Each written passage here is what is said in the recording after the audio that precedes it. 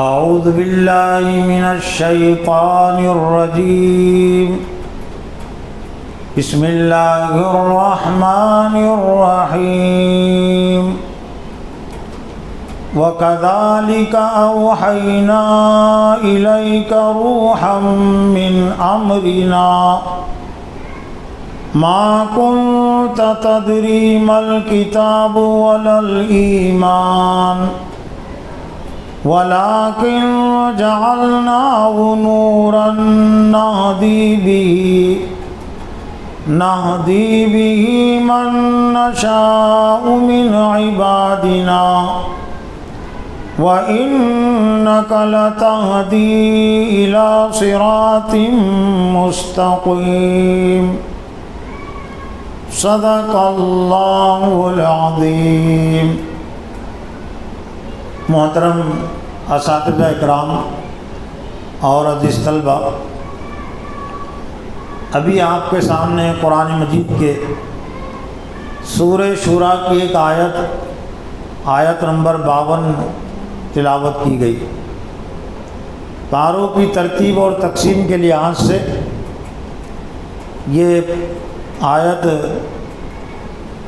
25ویں پارے کے 6 رکوع کی ایک آیت ہے۔ اس آیت میں اللہ تعالیٰ نے ایمان اور قرآن میں جو تعلق ہے اس کو واضح کیا ہے، یا ہم یہ بھی کہہ سکتے ہیں کہ علم میں اور ایمان میں جو تعلق ہے اللہ نے اس کو واضح کیا ہے۔ چونکہ آج کی انجمن بھی ایک طرح سے 23ویں سال کے ابتدائی کی آغاز ہی کی ایک انجمن ہے۔ گزشتہ انجمن میں گزشتہ ہفتے واری اجتماع میں علم کی شرائط اور علم کے ارکان کے متعلق کچھ باتیں پیش کی گئی تھی، تو ہم پر یہ بھی واضح ہونا چاہیے کہ علم میں اور ایمان میں جو تعلق ہے، یا علم اور قرآن میں جو تعلق ہے، وہ تعلق بھی ہم پر واضح ہو۔ اس لیے کہ آج ایک غلط فہمی یہ بھی ہے مسلم معاشرے میں، وہ یہ کہ پہلے ایمان بعد میں قرآن، اور یہ غلط بات ایک طرح سے صحابہ کرام کی طرف بھی منسوب کر دیتے لوگ، یہ کہہ کر کے صحابہ فرماتے کہ پہلے ایمان سیکھا بعد میں قرآن سیکھا، جبکہ ترتیب یہ ہے کہ پہلے قرآن ہے اس کے بعد ہے ایمان۔ صحابہ کرام نے قرآن ہی سے ایمان کو سیکھا اور سمجھا ہے، اور صحابہ کرام ہی کیا، اللہ کے رسول حضرت محمد صلی اللہ علیہ وسلم نے بھی قرآن ہی سے ایمان سیکھا اور سمجھا ہے۔ یعنی اللہ تعالیٰ نے حضرت محمد صلی اللہ علیہ وسلم کو قرآن کے ذریعے سے ایمان سکھایا ہے، ایمان سمجھایا ہے، اور علم کے حوالے سے بھی یہی ترتیب ہے۔ عام طور سے لوگ یہ سمجھتے ہیں کہ پہلے ایمان ہے بعد میں علم ہے، لیکن ایمان جس چیز پر لانا ہے اس کو جاننا بھی ضروری ہے۔ تو ایمان بھی بغیر علم کے ہم نہیں جان سکتے، ایمان کہتے کس کو ہے، تو اس کے لیے بھی علم ضروری ہے۔ تو دین کی جو ترتیب ہے وہ یہ کہ ایمان سے پہلے ایمان کا علم ضروری ہے، ایمان سے پہلے ایمان کا علم ضروری ہے، اور یہ ترتیب بالکل عین اصولی ترتیب ہے۔ زندگی کے تمام شعبوں میں یہی ترتیب ہے۔ جتنے بھی شعبے ہیں اس دنیا میں، تو پہلے علم کا مقام ہے، پہلے جاننا ہے۔ مثال کے ذریعے سے یوں آپ سمجھ سکتے ہیں کہ ایک ہے ڈاکٹری کا علم اور ہے ڈاکٹری کا عمل، تو آسان ہے نا اس کا جواب۔ اگر کوئی کہے کہ ڈاکٹری کا علم پہلے یا ڈاکٹری کا عمل پہلے ہے، تو کیا جواب ہے اس کا؟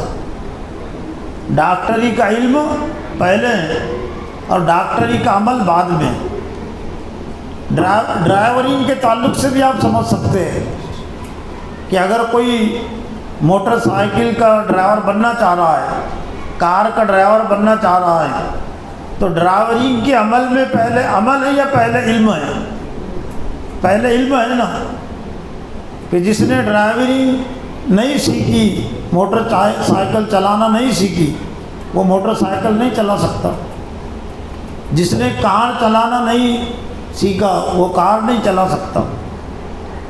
موبائل کے عمل میں بھی یہی ہے نا، موبائل کو کون چلائے گا؟ جس کو موبائل چلانے کا علم ہے۔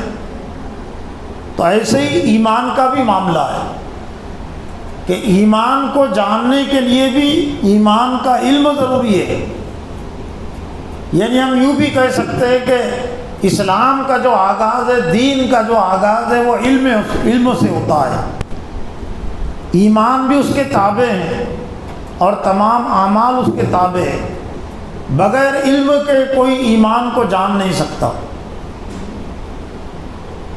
بغیر علم کے کوئی صحیح عمل نہیں کر سکتا۔ جو آیت میں نے پڑھی ہے، اس آیت میں اللہ تعالیٰ نے ایمان میں اور قرآن میں جو تعلق ہے اس کو بیان کیا ہے۔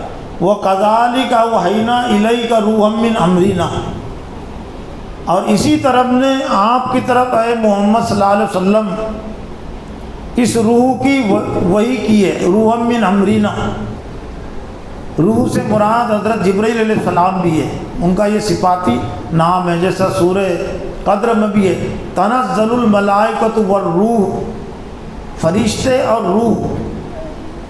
اور حضرت جبرائیل علیہ السلام کا یہ جو لقب ہے روح، وہ اس لیے ہے کہ اللہ تعالیٰ نے حضرت جبرائیل علیہ السلام کے ذریعے سے کتابیں نازل کی ہے جو دراصل روح کی غذا ہیں۔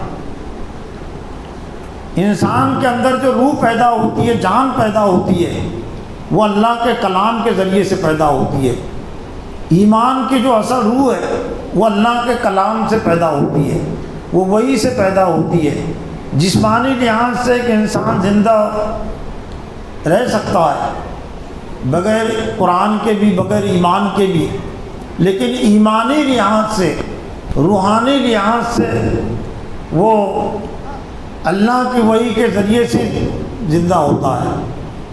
تو ایک طرح سے روح، یہ وحی کو بھی کہتے ہیں، روحًا مِّنْ أَمْرِنَا، ہم نے ہمارے حکم سے آپ کی طرف یہ وحی کی ہے روح کی۔ مَا كُنْتَ تَدْرِي مَا الْكِتَابُ وَلَا الْإِيمَانُ، آپ اس سے پہلے کتاب نہیں جانتے تھے، ولا الایمان، اور نہ ایمان جانتے تھے۔ حضرت محمد صلی اللہ علیہ وسلم کو خطاب کر کے اللہ تعالیٰ نے فرمایا کہ قرآن مجید کے نزول سے پہلے آپ نہ کتاب جانتے تھے نہ ایمان جانتے تھے۔ بہت اہم بات ہے یہ۔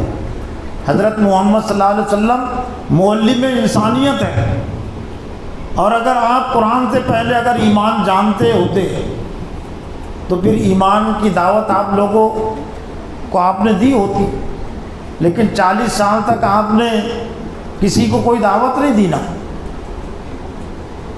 کیوں نہیں دی؟ اس لیے کہ ایمان کہتے کس کو ہے، ہدایت کہتے کس کو ہے، آپ اس سے خود نہ واقف تھے، نہ بلد تھے۔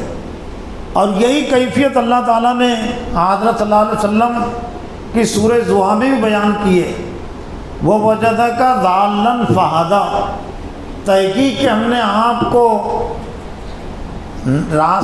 ضالًّا کہتے گمراہی کو، لیکن حضرت صلی اللہ علیہ وسلم کے مقام و مرتبے کا لحاظ کرتے ہوئے جو مترجمین نے ترجمہ کیا، ہم نے آپ کو ناواقف راہ پایا، سیدھے راستے کا علم آپ کو نہیں تھا، فَهَدَىٰ، بس ہم نے آپ کو ہدایت دی۔ 40 سال کی عمر جیسے آپ کے قریب قریب ہو رہی تھی، 40 سال کی عمر کے آپ تو آپ کی یہ جو بے چینی ہے وہ بڑھتے جا رہی تھی کہ دنیا کا جو بگاڑ ہے، انسانوں کا جو بگاڑ ہے کیسے دور ہو، اور اسی فکر میں آپ غار ہرا میں جایا کرتے تھے۔ آپ پر ایک طرح سے یہ بوجھ سوار تھا کہ انسانیت کو ہدایت کیسے ملے۔ سورہ نشرہ میں بھی اللہ تعالیٰ نے آپ کی اسی کیفیت کو بیان کیا۔ جو احسانات اللہ تعالیٰ نے یاد دلائے سورہ نشرہ میں، ان میں سے ایک احسان یہ بھی ہے کہ الم نشرح لک صدرک ووضعنا عنک وزرک الذی انقض ظہرک، کیا ہم نے آپ کے لیے آپ کے سینے کو کھول نہیں دیا اور آپ پر سے وہ بوجھ نہیں ہٹا دیا جو آپ کی پیٹھ توڑے جا رہا تھا؟ تو لکڑیوں کا بوجھ تو وہ نہیں تھا، کوئی پتھروں کا بوجھ نہیں تھا، وہ انسانوں کی ہدایت کا بوجھ، انسانوں کے بگاڑ کا بوجھ کہ یہ بگاڑ کیسے دور ہو، لوگ کفر اور شرک سے کیسے نکلے، لیکن کوئی ہدایت کا راستہ آپ کے پاس نہیں تھا۔ تو اللہ نے پھر قرآن کے ذریعے سے آپ کو ہدایت دی، الذی انقض ظہرک، آپ کی پیٹھ گویا کہ اس سے ٹوٹے جا رہی تھی اس بوجھ کی وجہ سے، تو اللہ نے آپ پر قرآن مجید کو نازل کر کے آپ کا یہ کام آسان کر دیا۔ تو اللہ نے یہی بات ارشاد فرمائی کہ ما کنت تدری ما الکتاب ولا الایمان، آپ اس سے پہلے نہ ایمان جانتے تھے نہ کتاب جانتے تھے، ولیکن جعلناہ نورا نہدی بمن نشاء من عبادنا، اور لیکن ہم نے اس کو روشنی بنایا، قرآن مجید کو ہم نے روشنی بنایا، اجالا، نہدی بہ من نشاء من عبادنا، ہم ہدایت دیتے ہیں اسی کے ذریعے سے ہمارے بندوں میں سے جسے چاہتے ہیں۔ تو ذریعہ ہدایت ہر دور میں اللہ کی کتاب رہی، اللہ کی کتابیں رہی ہے۔ قرآن مجید سے پہلے ذریعہ ہدایت کبھی صحیفے تھے جو حضرت آدم علیہ السلام پر، حضرت اور بھی انبیاء پر نازل ہوئے۔ ذریعہ ہدایت کبھی توریت تھی، کبھی انجیل تھی، اور کبھی زبور تھی، اور اللہ تعالیٰ نے اس کا تذکرہ حضرت آدم اور حضرت حوا کو زمین پر بھیجنے سے پہلے ہی کر دیا تھا۔ سورہ بقرہ کے چوتھے رکوع میں اللہ تعالیٰ نے انسانوں کی پیدائش کے مقصد کو بھی بیان کیا، اور پھر ایک بطور امتحان کے جنت میں اللہ تعالیٰ نے رکھا تھا۔ ابلیس نے آپ کو بہکایا، تو اللہ نے زمین پر بھیجنے کا جو فیصلہ کیا وہ سورہ بقرہ کی آیت، سورہ بقرہ کے چوتھے رکوع کے آخر میں کہ قُلْنَا اهْبِطُوا مِنْهَا جَمِيعًا فَإِمَّا يَأْتِيَنَّكُم مِّنِّي هُدًى فَمَن تَبِعَ هُدَايَ فَلَا خَوْفٌ عَلَيْهِمْ وَلَا هُمْ يَحْزَنُونَ، یہاں سے اتر جاؤ، میری جانب سے ہدایت آئیں گی۔ تو جب بھی میری جانب سے ہدایت آئے گی، فَمَن تَبِعَ هُدَايَ فَلَا خَوْفٌ عَلَيْهِمْ وَلَا هُمْ يَحْزَنُونَ، تو جو اس ہدایت کی اتباع اور پیروی کرے گا اس پر کوئی ڈر اور خوف نہیں ہوگا۔ تو اسی ہدایت کو اللہ تعالیٰ نے پھر صحیفوں کے ذریعے سے اور کتابوں کے ذریعے سے نازل کیا، اور اسی ہدایت کو اللہ تعالیٰ نے کامل شکل میں حضرت محمد صلی اللہ علیہ وسلم پر قرآن مجید کو کے نزول کے ذریعے سے نازل کیا۔ تو اللہ نے وَلَٰكِن جَعَلْنَاهُ نُورًا نَهْدِي بِمَن نَّشَاءُ مِنْ عِبَادِنَا، اور ہم نے اس کو روشنی بنایا، ہم اس کے ذریعے سے ہمارے بندوں میں سے جسے چاہتے ہدایت دیتے ہیں۔ وَإِنَّكَ لَتَهْدِي إِلَىٰ صِرَاطٍ مُّسْتَقِيمٍ، اور بے شک آپ ضرور سیدھے راستے کی طرف آپ دعوت دے رہے ہیں، آپ لوگوں کو بلا رہے ہیں، رہنمائی کا فریضہ آپ انجام دے رہے ہیں۔ تو ایک تو یہ بات ہر ایک کو سمجھنے کی ضرورت ہے کہ ایمان اور قرآن میں جو تعلق ہے وہ یہ کہ پہلے قرآن ہے بعد میں ایمان ہے۔